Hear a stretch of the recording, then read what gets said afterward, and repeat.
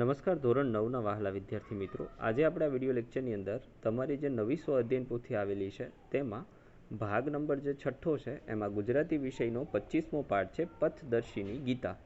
એમનું સંપૂર્ણ સોલ્યુશન આપણે આ વિડીયો લેક્ચરમાં જોવાના છીએ. સાથે સાથે એક નાનકડી વાત કરી દઉં કે નીચે ડિસ્ક્રિપ્શન બોક્સની અંદર આપણે એક પ્લેલિસ્ટની લિંક આપેલી છે, ત્યાંથી તમને ભાગ 6માં આવતા તમામ વિષયના સોલ્યુશન મળી જશે. તો જોઈએ, નીચેના જોડકા જોડવાના છે, જેમાં સિંધુતાઈ તો એમની અંદર આવશે પદ્મશ્રી, ગાંધીજી તો એમની અંદર આવશે ગીતાચરણ, વિશ્વનાથ આનંદ તો એમાં આવશે ચેસ રમતના વિશ્વ વિજેતા.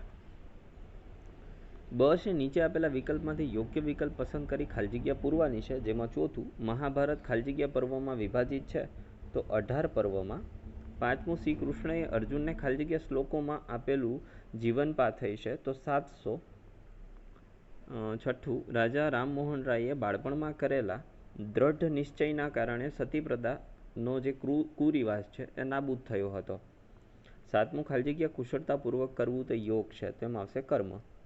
આઠમું ભગવાન બુદ્ધે પોતાનો ખાલી જગ્યા બનવાની શીખ આપી તો દીપક.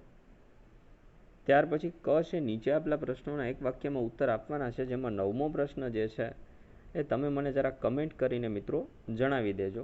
10મો પ્રશ્ન છે શ્રીમદ ભગવદ્ ગીતા કયા બે મહાપુરુષો વચ્ચેનો સંવાદ છે, તો શ્રી અર્જુન અને શ્રી કૃષ્ણ ભગવાન વચ્ચેનો સંવાદ છે. 11મું છે મને કોઈ ધર્મ સંકટ આવે એટલે હું ગીતા માતાનું ચરણ લઉં છું, તેમાં આવશે મહાત્મા ગાંધી.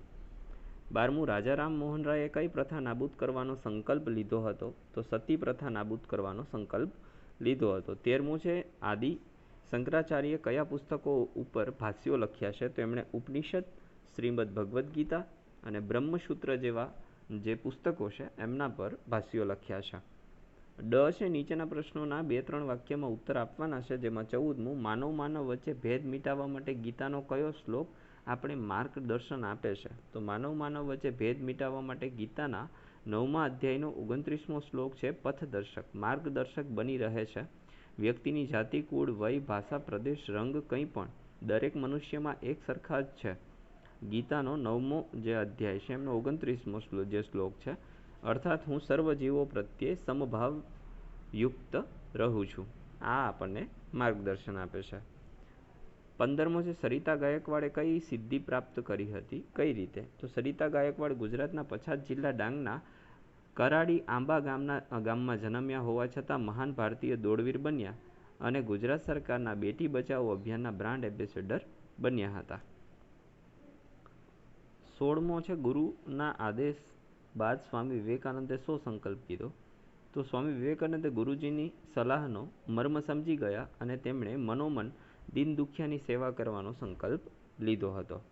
ત્યાર પછી ઈ છે નીચે આપેલા પ્રશ્નોના 10-12 વાક્યમાં ઉત્તર લખવાના છે, તો અહીંથી આપણે ધીમે ધીમે સ્ક્રોલ કરતા જઈએ છીએ, જે તમારે જોતું જવાનું છે. સાથે સાથે આપણી ચેનલને લાઇક, શેર અને સબસ્ક્રાઈબ કરી દેવાની છે.